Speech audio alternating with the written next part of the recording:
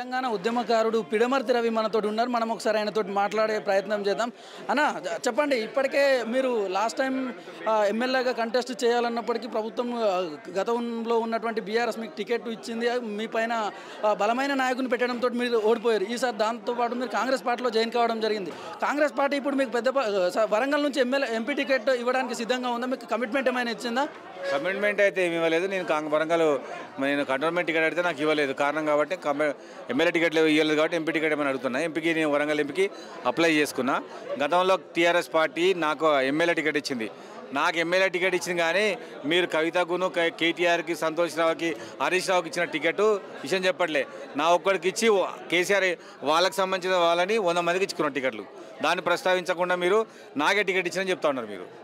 అయితే ఇప్పుడు మీరంతా కూడా ఉద్యమకారులందరినీ కూడా ఏకం చేసే ప్రయత్నం చేస్తూ ఉన్నారు. ఇది కేవలం మీ యొక్క టికెట్ సంపాదించుకోవడం కోసమే అని చెప్పేసి విమర్శలు వస్తున్నాయి. దీనిపైన మీరు ఏమంటారు మరి? అంటే ఇప్పుడు ఈ మీటింగ్ పెడితే నాకు టికెట్ వస్తుందా? అంటే విమర్శలు వస్తున్నాయి, దాని మీద అంటున్నాను. ఎవరు కేసీఆర్ విమర్శించండి ఏమన్నా, లేకపోతే ఇంకెవరైనా విమర్శించండి? అంటే ఎవరైనా మాట్లాడేటోళ్ళు ఉంటే ఆఫ్ ద రికార్డ్ మాట్లాడతారు కదా, దానికోసం నేను ఏమంటానంటే ఇవ్వాలని మీటింగ్ ఇవ్వాలని పెట్టడం కాదు. దీనికి సంబంధించి మొన్ననే నేను ఢిల్లీకి పోయి వచ్చిన. అదేవిధంగా మేము రెగ్యులర్ కార్యక్రమాలు చేస్తాం. ఇవాళ మా వాళ్ళందరికీ తెలుసు. ఇవాళ ఇలా ఒక 10 ఏళ్ళు బంద్ చేసి అలా పెడితే తప్పు. నిన్నగాక మొన్న 5-6 తారీఖు ఢిల్లీకి పోయి వచ్చినాం. సో ఇది కొత్త, ఇది ఫస్ట్ కాదు లాస్ట్ కాదు. నెక్స్ట్ రేపు 21 తారీఖు నుంచి కూడా నేను తెలంగాణలో జోడో యాత్ర చేస్తున్నా. మరి ఆ తర్వాత కూడా నాకు టికెట్ అనౌన్స్ చేస్తారా? మరి కార్యక్రమాలు అంటే మాకు కొత్త కాదు, నిరంతరం మాకు కార్యక్రమాలు ఉంటాయి. తెలంగాణ సమాజాన్ని చైతన్యం చేసేంత వరకు కూడా మా కార్యక్రమాలు ఉంటాయి. దానిలో భాగంగా అన్నీ జరుగుతాయి. తెలంగాణ ఉద్యమకారుల సంక్షేమం కోసం మీరు ప్రభుత్వాన్ని ఏమేమి కోరదలుచుకున్నారు? అంటే మెయిన్గా అయితే ఇప్పుడు 250 గజాల స్థలము అమరవీరుల కుటుంబాలకు 25,000 ఇచ్చినందుకు ధన్యవాదాలు. భవిష్యత్తులో మేము గుర్తింపు కార్డు, అదేవిధంగా 25,000 రూపాయల పెన్షన్ ఇవ్వాలని అడగాలనుకుంటున్నాం. ప్రస్తుతానికైతే మా ముందున్న లక్ష్యం 250 గజాల స్థలం సాధించడమే. భవిష్యత్తులో ఇంకా కొన్ని చర్చించుకొని మాట్లాడుకొని చెప్తాం.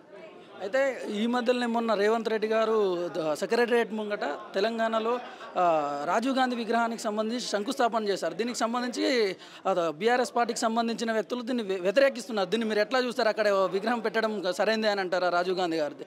ఇప్పుడు అక్కడ స్థలం ఉంది. రాజీవ్ గాంధీ మా పార్టీ నాయకుడు కాబట్టి ఆయన గుర్తింపు గౌరవంగా ఆడ పెట్టుకుంటారు.